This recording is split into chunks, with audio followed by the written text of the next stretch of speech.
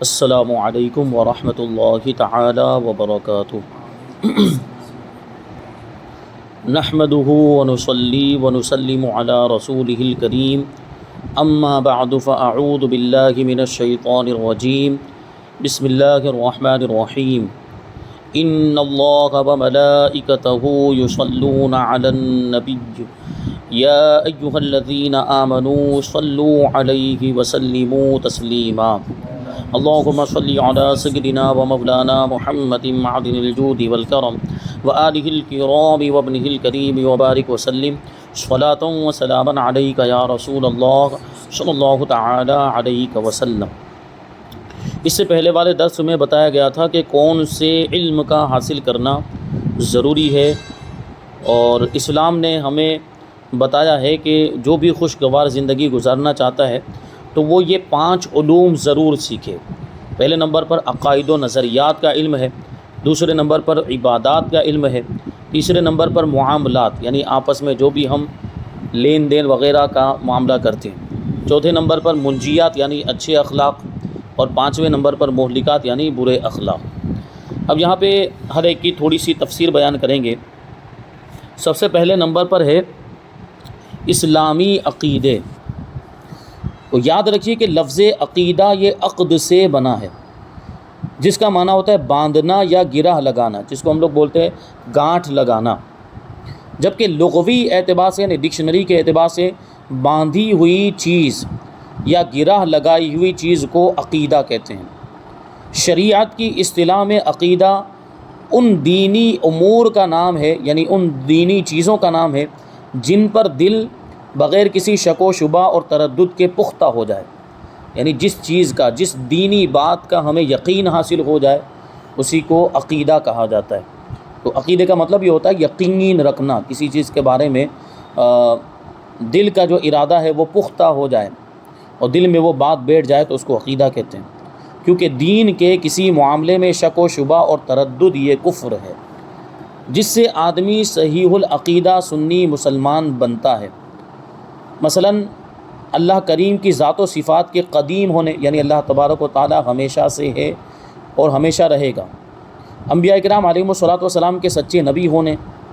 حضرت محمد مصطفیٰ احمد مجتبیٰ صلی اللہ علیہ وسلم کے آخری نبی ہونے کے ساتھ ساتھ جنات و ملائکہ یعنی جنات اور فرشتے، کرامات اولیاء،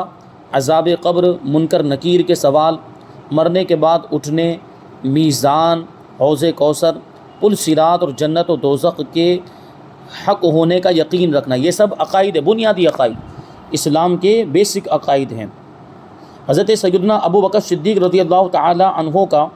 حضرات انبیاء کرام علیہم الصلوۃ والسلام کے بعد سب سے افضل ہونے اور تمام صحابہ کرام کے عادل ہونے کا ایمان رکھنا بھی ضروری ہے۔ یعنی سارے صحابہ کرام عادل ہیں، مطلب ان میں سے کوئی بھی فاسق نہیں، کسی کو بھی فاسق یا گنہگار نہیں کہا جا سکتا۔ تو یہ ہو گیا عقائد کے بارے میں، مختصر سی بات انہوں نے بیان کر دی۔ اب یہاں سے عبادات کے بارے میں بتاتے ہیں کہ عقائد کا علم حاصل کرنے کے بعد دوسری ضرورت عبادات کے علم کی ہے، کیونکہ ظاہر سی بات ہے سب سے پہلے کسی بھی انسان کے لیے ایمان لانا ضروری ہے، اور یہ عقائد جو بھی ہیں، عقائد و نظریات، یہ ایمان ہی کا حصہ ہوتے ہیں کہ کیا چیز ماننی چاہیے اور کیا چیز نہیں ماننی چاہیے۔ تو عقائد گویا کہ ایمان کا حصہ، اور جب آدمی مومن ہو گیا، مسلمان ہو گیا، تو اس پر کچھ اعمال لازم ہوتے ہیں، کچھ عبادتیں لازم ہوتی ہیں۔ جیسے مسلمان پر نماز ادا کرنا بھی ضروری ہے، زکوٰۃ اگر وہ مالک نصاب ہے اور سارے شرائط پائے جاتے ہیں تو زکوٰۃ ادا کرنا بھی فرض ہو جاتا ہے مالک نصاب پر۔ رمضان المبارک کا مہینہ آیا تو روزے رکھنا ضروری ہو جاتے ہیں، اور اگر حج کی استطاعت رکھتا ہے تو وہ بھی اسی طریقے سے، اور بہت ساری چیزیں ہیں جو عبادتوں میں شمار ہوتی ہیں۔ تو عقائد کا علم حاصل کرنے کے بعد عبادات کا علم حاصل کرنا بھی ضروری ہے، لہٰذا عبادت کرنے سے پہلے اس کے بارے میں علم ہونا ضروری ہے۔ مثلا وضو، غسل، نماز کے فرائض و واجبات، حج کرنے جانا ہے تو حج کے مسائل، اللہ پاک نے مال دیا ہے تو زکوٰۃ ادا کرنے کے مسائل، ماہ رمضان کے روزے رکھنے کے مسائل وغیرہ سیکھنا لازم و اہم۔ مگر ہم میں سے کئی لوگ ایسے بھی ہوں گے جو کئی سالوں سے نمازیں پڑھ رہے ہوں گے، مگر ہو سکتا ہے کہ انہیں نماز کے فرائض و شرائط معلوم نہ ہو، کوئی نماز کے واجبات سے ناواقف ہوگا، کسی کی قراءت درست نہیں ہوگی، کسی کو سجدہ کرنے کا درست طریقہ معلوم نہیں ہوگا، اور یہی حال روزہ رکھنے والوں کا ہے کہ مدتوں سے ہر سال ماہ رمضان کے روزے رکھتے ہیں اور ایک روزہ بھی چھوڑنا گوارا نہیں کرتے، مگر کیا ہمیں یہ بھی معلوم ہے کہ روزہ کن چیزوں سے ٹوٹ جاتا ہے؟ وہ کون سے کام ہیں جن سے روزے کا کفارہ لازم آتا ہے، یا قضا اور کفارہ دونوں واجب ہوتے ہیں؟ اسی طرح جن خوش نصیبوں کو حج کی سعادت نصیب ہوتی ہے تو کیا انہیں حج کے مسائل، عمرہ کرنا ہے تو عمرے کے مسائل معلوم ہوتے ہیں؟ بعض نادان ایسے بھی ہوتے ہیں جو حج کی معلومات حاصل کرنے کے بجائے یوں کہتے ہیں کہ بس حج کے لیے چلے جاؤ، وہاں جو سب لوگ کر رہے ہوں گے انہی کی دیکھا دیکھی ہم بھی کر لیں گے۔ تو یہ دیکھا دیکھی کرنے والا کام نہیں۔ اسی طرح نماز کے بارے میں بھی کچھ لوگ سوچتے ہوں گے کہ نماز سیکھنے کی کیا ضرورت ہے، مسجد میں چلے جائیں گے اور دوسروں کو پڑھتے ہوئے دیکھیں گے، جس طرح دوسرے پڑھتے ہیں اسی طرح پڑھنے لگ جائیں گے۔ تو نماز صرف اٹھنے بیٹھنے کا تو نام نہیں ہے، نماز اٹھک بیٹھک کرنے کا نام نہیں ہے، بلکہ نماز میں جو اٹھتے بیٹھتے ہیں اس کو رکوع سجدہ کہا جاتا ہے، اور کھڑے ہونے کو قیام کہا جاتا ہے، قعدے میں بیٹھنے کو قعدہ کہا جاتا ہے، اور ان سب چیزوں کے مسائل جاننا اور معلوم ہونا ضروری ہے۔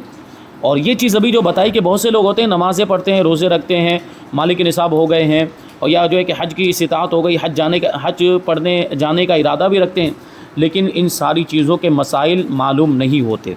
اب ظاہر سی بات ہے، نماز کے ضروری مسائل معلوم نہیں ہوں گے تو بسا اوقات ایسا ہو سکتا ہے کہ مسئلہ معلوم نہ ہونے کی وجہ سے اس سے کچھ ایسی غلطی ہو سکتی ہے جس کی وجہ سے اس کی نماز یا تو فاسد ہو جائے گی، یعنی ٹوٹ جائے گی، یا تو مکروہ تحریمی ہو جائے گی اور اس کو پتہ بھی نہیں چلے گا۔ اسی طرح روزے کے اندر کبھی ہوتا ہے کہ معلوم نہیں ہے کہ کن چیزوں سے روزہ ٹوٹتا ہے اور کن چیزوں سے روزہ نہیں ٹوٹتا ہے، تو کوئی ایسا کام کر لیا جس سے روزہ ٹوٹ جاتا ہے، اور کبھی ایسا ہوتا ہے کہ روزہ نہیں ٹوٹا ہوتا ہے پھر بھی گمان کر لیتے ہیں اور سمجھ لیتے ہیں کہ روزہ ٹوٹ گیا ہے، اور پھر جان بوجھ کر کھانے پینے لگ جاتے ہیں، تو پہلے نہیں ٹوٹا تھا اب کھانے پینے کی وجہ سے ٹوٹ جاتا ہے۔ تو روزے کے ضروری مسائل سیکھنا بھی ضروری ہے۔ بہرحال جو بھی چیز، جو بھی عبادت ہم پر لازم و فرض ہے، ان ساری چیزوں کے مسائل سیکھنا، جو ضروری مسائل ہیں وہ سیکھنا ضروری ہے۔ جیسے ابھی نماز کے لیے وضو کرنا ضروری ہے، اور اگر وضو صحیح طریقے سے نہیں کیا، وضو اگر درست نہیں ہوا تو پھر نماز بھی نہیں ہو پائے گی، نماز بھی درست نہیں ہوگی۔ اور اگر کوئی ناپاک ہے، غسل واجب ہو گیا تو غسل کرنا ضروری ہو جاتا۔ اچھا یہ بھی سوال ہے کہ غسل کب واجب ہوتا ہے، تو اس کی بھی تفصیلی گفتگو انشاءاللہ آگے آئے گی۔ اور اگر کوئی ناپاک ہے، غسل نہیں کیا اور نماز پڑھے گا تو نماز نہیں ہوگی، اور غسل کیا لیکن اس طریقے سے نہیں کیا جس طریقے سے غسل کرنا چاہیے، جو غسل کرنے کا صحیح طریقہ، اس کے فرائض وغیرہ کی اس نے ادائیگی نہیں کی تو غسل نہیں ہوا، اور جب غسل نہیں ہوا تو وہ آدمی پاک نہیں مانا جائے گا۔ جب وہ پاک نہیں ہے، اگرچہ اس نے پورے بدن پر پانی بہا دیا ہے لیکن فرائض ادا نہ ہونے کی صورت میں غسل نہیں ہوا، تو ایسی صورت میں اس کی نماز نہیں ہوگی، اور وہ عبادتیں جن میں پاکی ضروری ہے وہ عبادتیں بھی اس کی نہیں ہو پائیں گی۔ تو یہ مسائل سیکھنا ضروری ہے۔ اب تیسرے نمبر پر معاملات ہیں۔ اگر ہم بھی چاہتے ہیں کہ ہم بھی پرسکون رہیں، ہمارا معاشرہ امن کا گہوارہ بن جائے، ہماری دیانت داری کی مثال دی جائے، امانت داری کی مثال دی جائے، ہمارے معاملات سے یعنی لین دین سے امت مسلمہ کو آسانی ہو، تو اس کے لیے ضروری ہے کہ اسلامی اصول سیکھ کر ان پر عمل کریں۔ دین اسلام جس طرح عبادات مثلا نماز، روزہ، حج اور زکوٰۃ کی ادائیگی کی تعلیم و تربیت دیتا ہے، اسی طرح معاملات کے حوالے سے بھی مکمل رہنمائی کرتا ہے۔ جیسے اگر ہم خرید و فروخت کرنے کے لیے جا رہے ہیں تو خرید و فروخت کے بھی تفصیلی مسائل ہمیں اسلام نے بتایا، کتابوں کے اندر موجود ہے، علماء کرام جانتے ہیں۔ مفتیان اعظام سے آپ رابطہ کریں اور ان سے پوچھیں کہ ہم یہ کاروبار کرنے جا رہے ہیں تو یہ کام میرے لیے حلال ہے کہ نہیں۔ بسا اوقات ایسا ہوتا ہے کہ ہم کچھ نیا کام شروع کر دیتے ہیں اور کچھ ایسی اسکیم، کچھ ایسا آفر آ جاتا ہے، اس کے چکر میں ہم پڑ جاتے ہیں، جبکہ شریعت کے اعتبار سے دیکھنے جائے تو وہ چیز ناجائز ہوتی ہے یا حرام ہوتی ہے یا گناہ ہوتی ہے، اور ہم اس کو کرنے لگ جاتے ہیں۔ جیسے ابھی ایک طریقہ بہت زیادہ رائج ہے ہمارے معاشرے کے اندر، تجارت کے اندر یہ چیز بہت کی جاتی ہے۔ جیسے اگر کوئی ایک شخص ہے جو کاروبار کر رہا ہے، اس کا کاروبار چل رہا ہے، اچھی طرح سے چل رہا ہے، لیکن وہ اپنے کاروبار کو بڑھانے کے لیے انویسٹمنٹ کرتا ہے اور دوسروں سے قرض کے طور پر پیسے لیتا ہے، اور وہ قرض کے طور پر پیسے لینے کے بعد اپنے کاروبار میں وہ انویسٹ کرتا ہے، اور یہ جو پیسے اس نے لیے ہوتے ہیں تو مہینے مہینے اس پر کچھ رقم جس کے پاس سے اس نے یہ پیسے لیے اس کو وہ ادا کرتا ہے۔ جیسے ابھی مثال کے طور پر 5 لاکھ روپے کسی کے پاس سے لے لیے اور اپنے چالو کاروبار میں، چالو بزنس کے اندر ان پیسوں کو لگا دیا۔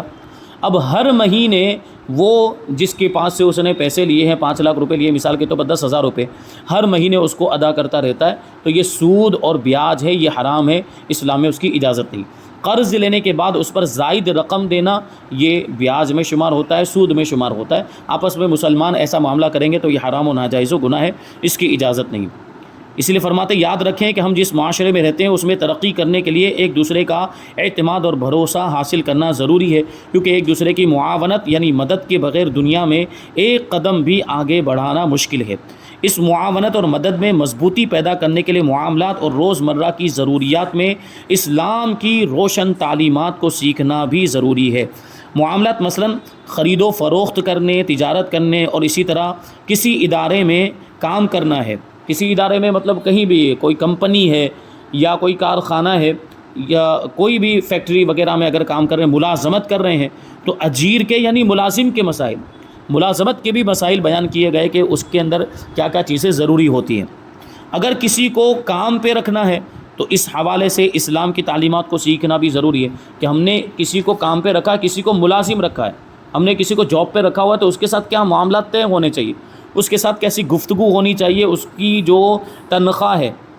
وہ پہلے سے فکس ہونی چاہیے، اور کتنی ہونی چاہیے کتنی نہیں ہونی چاہیے، وہ سارے مسائل، اور کب وہ تنخواہ کا مستحق ہوگا، کب وہ تنخواہ کا مستحق نہیں ہوگا، بہت ساری چیزیں ہیں اور ساری تفصیلات ہمیں اسلام نے بتائی ہے۔ کہیں پر بھی اسلام نے ہمیں بے یار و مددگار نہیں چھوڑا، مطلق العنان نہیں چھوڑا، ہر موڑ پر اسلام ہماری رہنمائی کرتا ہے۔ تو سوچیں کسی کو کام پہ رکھنا ہے تو اس کے مسائل بھی ہمیں اسلام نے بتائے کہ ہم جو کچھ کرنے جا رہے ہیں وہ جائز ہے یا ناجائز، یہ جاننا اور معلوم کرنا ضروری ہے۔ اسی طرح نکاح و طلاق کے احکام سیکھنا بھی ضروری ہے۔ اگر بالغ ہو گئے اور نکاح و شادی کی عمر ہو گئی ہے، شادی کرنے جا رہے ہیں تو نکاح کے ضروری مسائل سیکھنا ضروری ہے، اور اسی طرح طلاق کے ضروری مسائل بھی معلوم ہونا چاہیے۔ جیسا کہ میں نے کل عرض کیا تھا کہ طلاق وغیرہ کے مسائل نہ معلوم ہونے کی وجہ سے طلاق دے دیتے ہیں، پھر بعد میں پچھتاتے ہیں۔ اگر پہلے سے معلومات ہوتی تو یہ سب معاملات پیش ہی نہیں آتے۔ تو یہ تیسرے نمبر پر معاملات کا ذکر ہوا۔ اب آگے ہے چوتھے اور پانچویں نمبر پر منجیات اور مہلکات، یعنی اچھے اخلاق اور برے اخلاق۔ اس کا تعلق روحانیت سے ہوتا ہے اور باطن سے ہوتا ہے۔ وہی کہہ رہے ہیں کہ دین اسلام نے جہاں ظاہری اعمال کی اصلاح کے حوالے سے علم دین حاصل کرنا لازمی قرار دیا ہے، وہیں دل کے ساتھ جن اعمال کا تعلق ہے ان کے بارے میں بھی علم حاصل کرنا لازمی قرار دیا ہے۔ حضور صلی اللہ علیہ وسلم نے دل کی اصلاح پر زور دیتے ہوئے ارشاد فرمایا، انسان کے جسم میں گوشت کا ایک ٹکڑا ہے، اگر وہ درست ہو جائے تو انسان کے تمام اعمال درست ہو جائیں، اور اگر یہ ٹکڑا بگڑ جائے تو تمام اعمال میں فساد اور بگاڑ آ جاتا ہے، اور وہ گوشت کا ٹکڑا دل ہے۔ یعنی اگر دل سدھر جائے تو آدمی کے سارے اعمال سدھر جاتے ہیں، اور اگر دل بگڑ جائے تو اعمال بھی بگڑ جاتے ہیں، کیونکہ انسان کی سوچ، انسان کی فکر، انسان کے عقائد و نظریات کا تعلق دل سے ہوتا ہے۔ تو اگر صحیح عقیدہ اور صحیح یقین اور صحیح نظریہ، صحیح تصور، صحیح خیال اگر دل میں جمائے ہوئے ہے تو وہ دل اس کو اچھے کاموں کا حکم دے گا، وہ دل ہی خود اس سے نیک کام کروائے گا۔ لیکن اگر برے خیالات کو دل میں جگہ دے دی، فاسد خیالات کو اور غلط سوچ کو، غلط فکر کو دل میں آپ نے جگہ دے دی، یا شیطانی خیالات کو دل میں بسا لیا ہے، تو پھر وہ دل آپ کو برے کاموں کا حکم دے گا، آپ سے غلط کام کروائے گا۔ تو دل کی اصلاح کرنے کی کوشش کرنی چاہیے، یعنی روحانی جو معاملات ہیں اس کو بھی صحیح کرنے کی کوشش کرنی چاہیے۔ معلوم ہوا کہ اگر بندہ اسلام کی حقیقت سمجھ لے اور جان لے کہ اسلام دل اور بدن دونوں کی اصلاح کی دعوت دیتا ہے، یعنی باطن کو سدھارنے کا بھی حکم دیتا ہے اور ظاہر کو سدھارنے کا بھی حکم دیتا ہے، کہ روحانی بیماریوں سے بھی انسان کو بچنا ہے اور جسمانی بیماریوں سے بھی انسان کو بچنا ہے، اور ظاہری اعمال بھی درست رکھنے ہیں، تو وہ دل کا علاج بھی ضرور کرے گا۔ یعنی اسلام دل کا علاج بھی ہمیں بتاتا ہے، باطن کا علاج بھی بتاتا ہے، روحانی علاج بھی ہمیں بتاتا ہے۔ حقیقتاً شروع میں بندہ اپنے ان 7 اعضاء یعنی زبان، آنکھ، کان، ہاتھ، پاؤں، پیٹ اور شرمگاہ کے گناہوں سے چھٹکارا پاتا ہے، پھر ان اعضاء کو عبادت و اطاعت سے مزین کرتا ہے، یعنی آراستہ کرتا ہے، کیونکہ یہی 7 اعضاء دل کے راستے ہیں، اور دل کا تعلق براہ راست ان اعضاء سے ہوتا ہے۔ کون سے اعضاء؟ زبان، آنکھ، کان، ہاتھ، پاؤں، پیٹ اور شرمگاہ۔ تو ان اعضاء کی حفاظت کرنی چاہیے اور ان اعضاء کو غلط کاموں میں نہیں لگانا چاہیے۔ زبان سے غلط بات نہیں بولنی چاہیے، آنکھ سے غلط چیز نہیں دیکھنی چاہیے، کان سے غلط باتیں اور غلط چیزیں نہیں سننی چاہیے، ہاتھ سے غلط چیزیں پکڑنی نہیں چاہیے، پاؤں کو غلط کاموں کی طرف لے کر نہیں جانا چاہیے، اور پیٹ میں کوئی غلط چیز، حرام لقمہ، حرام کھانا وغیرہ نہیں جانا چاہیے۔ اسی طرح شرمگاہ کی حفاظت اس چیز میں بہت زیادہ اہم رکھتی ہے۔ شرمگاہ کی حفاظت کے یہ خواہشات نفسانی جو چیز ہے، انسان کی جو خواہش جو اس کے نفس کے اندر اللہ تبارک و تعالیٰ نے رکھی ہے، اس کی بھی حفاظت بہت زیادہ ضروری ہے، اور بہت سارے گناہوں کی جڑ ہے یہ، تو اس کی حفاظت کی جائے۔ جب یہ ساتوں اعضاء گناہوں سے ان چھٹکارا پا لیتے ہیں تو پھر ان اعضاء کو اطاعت میں لگانا چاہیے اور اللہ کی عبادت میں لگانا چاہیے، تو ایک الگ ہی لطف آئے گا، کیونکہ یہی ساتوں اعضاء دل کے اعضاء ہیں۔ اگر ان پر دل کے راستے ہیں، یہ ساتوں اعضاء دل کے راستے ہیں، اگر ان پر گناہوں کے اندھیرے چھا جائیں تو دل کو سخت اور بے نور کر دیتے ہیں، اور اگر یہ اطاعت و عبادات کے انوار سے منور ہو جائیں تو دل کو شفا اور نورانیت نصیب ہو جاتی ہے۔ انہی وجوہات کی بنا پر اصحاب مجاہدہ و ریاضت اصلاح قلب کو زیادہ دشوار خیال کرتے ہیں۔ یعنی ظاہری عمل تو آدمی کر لیتا ہے، جیسے نماز پڑھنا ہے، روزہ رکھنا ہے، زکوٰۃ حج وغیرہ یہ کر لیتا ہے، گناہوں سے بچنا، نیکیاں کرنا، لیکن دل کو سدھارنا ہو، دل کی اصلاح کرنا ہو تو یہ بہت مشکل ہوتا ہے۔ تو اسی وجہ سے اس کی اہمیت کو بہت زیادہ اجاگر کیا گیا اور اس پر بہت زیادہ توجہ دی گئی کہ دل کی اصلاح بھی کرنی چاہیے، اور ارباب بصیرت اس کی اصلاح کا زیادہ اہتمام کرتے ہیں۔ اعلیٰ حضرت امام احمد رضا خان فتاوی رضویہ جلد 23 صفحہ نمبر 624 پر ارشاد فرماتے ہیں کہ محرمات باطنیہ یعنی باطنی ممنوعات،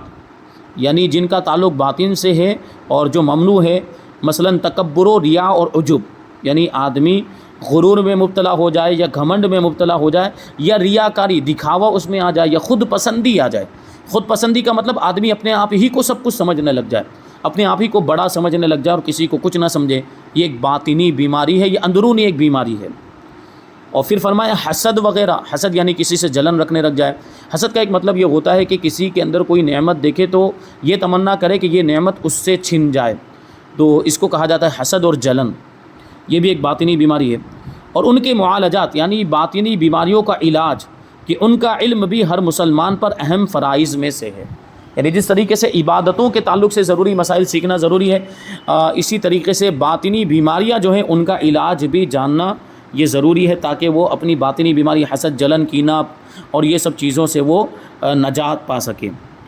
اگر ایک مسلمان ان فرض علوم کو حاصل کرے اور انہی اصولوں کے مطابق زندگی گزارے تو اس کی زندگی سے بے سکونی کا خاتمہ ہو جائے گا، بے قراری، بے چینی کی جو کیفیت ہوتی ہے اور ڈپریشن وغیرہ کے جو بھی معاملات ہوتے ہیں، انشاءاللہ تبارک و تعالیٰ اگر ان ساری چیزوں پر، اسلامی تعلیمات پر اگر کوئی عمل کر لیتا ہے تو وہ ساری بے سکونی اور بے قراری اس کی ختم ہو جائے گی۔ میں نے کل بھی عرض کیا تھا کہ دنیا کے اندر بہت سارے ایسے لوگ پائے جاتے ہیں جو بالکل لادین ہیں، سیکولر ہیں، اور وہ کسی بھی مذہب کو نہیں مانتے،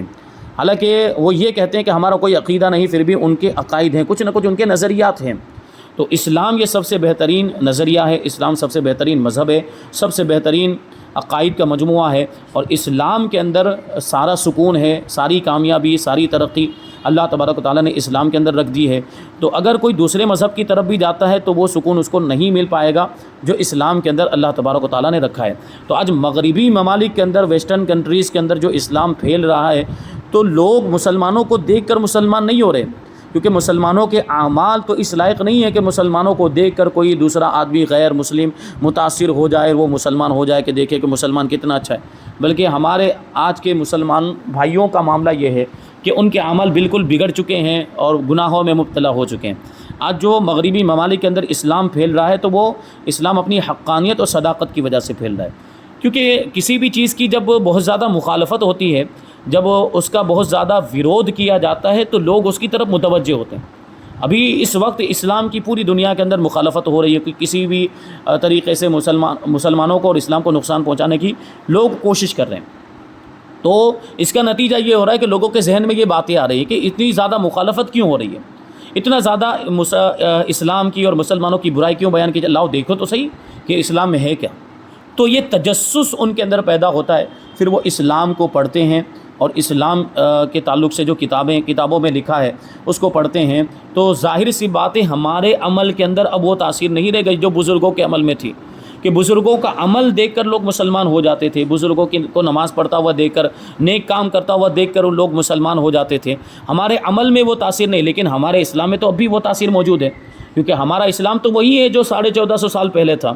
تو ہمارے اعمال خراب ہو گئے، لیکن اسلام تو اسی صورت میں آج بھی باقی ہے۔ تو آج بھی جب کوئی اسلام کو پڑھتا ہے تو اس کی حقانیت اور صداقت کا چراغ اس کے دل میں روشن ہو جاتا ہے، اور جس کی قسمت میں اللہ تبارک و تعالیٰ نے ہدایت لکھی ہوتی ہے تو وہ اللہ تبارک و تعالیٰ اس کو اسلام کی دولت سے بھی نواز دیتا ہے، وہ مسلمان بھی ہو جاتا ہے۔ تو یہ جو وجہ ہے، بنیادی وجہ وہاں پر اسلام کے پھیلنے کی، تو ہمیں بھی اسلام کی تعلیمات کو عام کرنا چاہیے، خود بھی سیکھنا چاہیے، خود بھی عمل کرنا چاہیے، اور دوسروں تک بھی پہنچانا چاہیے، تاکہ یہ اسلام کی تعلیمات عام سے عام ہو سکے۔ اسی وجہ سے ہم نے اس درس کا آغاز کیا۔ اب انشاءاللہ تبارک و تعالیٰ کچھ ضروری الفاظ ہیں، ان کی تعریف اور ڈیفینیشن بیان کریں گے، اور اس کے بعد یہ عقائد کا سلسلہ شروع ہوگا۔ آئندہ درس میں ان ساری چیزوں کو ہم شامل کریں گے۔ اللہ تبارک و تعالیٰ کی بارگاہ میں دعا ہے کہ جو کچھ بھی بیان ہوا اس پر ہم سب کو عمل کرنے کی توفیق عطا فرمائے۔ وما علینا الا البلاغ۔ السلام علیکم۔